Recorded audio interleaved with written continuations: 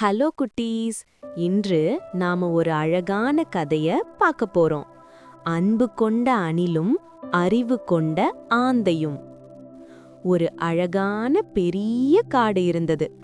அந்த காட்டில் பல விலங்குகள் சந்தோஷமாக வாழ்ந்தன. மான், முயல், யானை, குரங்கு, கிளி, அணில் எல்லாரும் நண்பர்களாக இருந்தார்கள். அந்த காட்டில் ஒரு சிறிய அணில் இருந்தது. அதன் பெயர் சின்னு. சின்னு மிகவும் சுறுசுறுப்பானது. ஆனால் அது கொஞ்சம் சோம்பேறி. அதே காட்டில் ஒரு பெரிய பழைய மரத்தில் ஒரு அறிவாளி ஆந்தை வாழ்ந்து வந்தது. அதன் பெயர் ஆதி. எல்லா விலங்குகளும் சந்தேகம் இருந்தால் ஆந்தையிடம் கேட்டு தீர்வு கண்டார்கள். சின்னு நாள் முழுக்க விளையாடிக் கொண்டே இருக்கும். அம்மா அணில் எப்போதும் சொல்வாள், சின்ன விளையாடலாம், ஆனால் முதலில் உணவு சேகரிக்க வேண்டும். ஆனால் சின்னு கேட்காது. பிறகு பார்த்துக் கொள்வோம் என்று சொல்லிவிட்டு ஓடிப்போகும். ஒரு நாள் காடு முழுவதும் மேகங்கள் சூழ்ந்தன. ஆந்தை ஆதி எல்லா விலங்குகளையும் கூப்பிட்டு சொன்னது, மழைக்காலம் வரப்போகிறது, எல்லோரும் உணவு சேகரித்து வைத்துக் கொள்ளுங்கள். யானை மரக்கிளைகளை சேர்த்தது. முயல் கேரட் சேகரித்தது.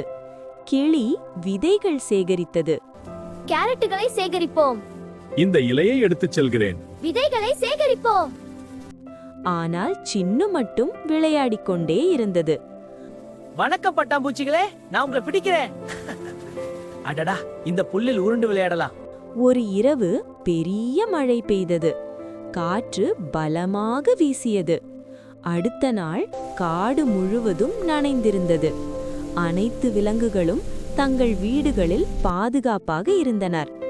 ஆனால் சின்னுவிடம் உணவும் இல்லை, அதன் குடையும் நனைந்து போயிருந்தது. சின்னுவுக்கு மிகவும் பசித்தது. சின்னு முயலிடம் சென்று, முயல் நண்பா, கொஞ்சம் உணவு தருவாயா?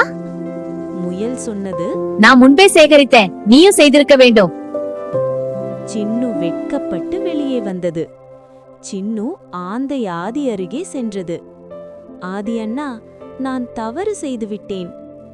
ஆதி மெதுவாக சிரித்தது. சின்னு, வாழ்க்கையில் விளையாட்டு முக்கியம், ஆனால் பொறுப்பு அதைவிட முக்கியம். இன்று நீ பாடம் கற்றுக்கொண்டாயா?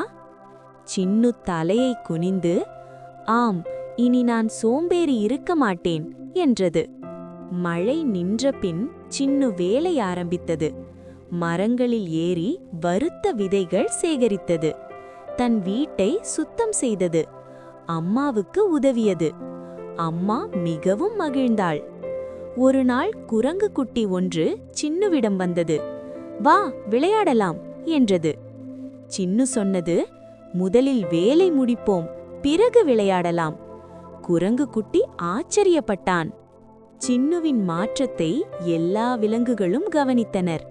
யானை சொன்னது, நல்ல மாற்றம். முயல் சொன்னது, இப்போது நீ உண்மையான நண்பன். சின்னு மகிழ்ச்சியாக இருந்தது. சில நாட்களுக்கு பிறகு பெரிய புயல் வந்தது. இந்த முறை சின்னு தயார். அதன் வீட்டில் உணவு நிறைய இருந்தது. புயல் முடிந்ததும் மற்றொரு குட்டி அணில் உணவில்லாமல் அழுதது. சின்னு அந்த அணிலிடம் சொன்னது, கவலைப்படாதே, நான் உன்னுடன் பகிர்ந்து கொள்கிறேன். அந்த அணில் மகிழ்ச்சியடைந்தது. ஆந்தை ஆதி இதை பார்த்து மகிழ்ந்தது. ஆதி சொன்னது, சின்னு, இன்று நீ 2 நல்ல விஷயம் செய்தாய். உன் பொறுப்பை செய்தாய், பிறருக்கு உதவினாய். இதுவே வாழ்க்கையின் உண்மையான மகிழ்ச்சி என்றது. சின்னு பெருமையாக இருந்தது.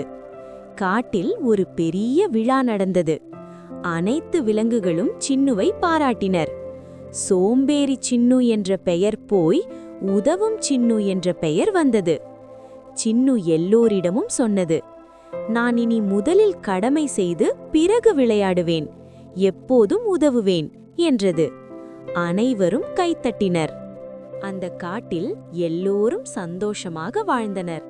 சின்னு தினமும் உழைத்து பிறகு மகிழ்ச்சியாக விளையாடியது. ஆந்தை ஆதி மரத்தில் இருந்து பார்த்து சிரித்தது. கதை சொல்லும் நெறி: முதலில் கடமை, பிறகு மகிழ்ச்சி.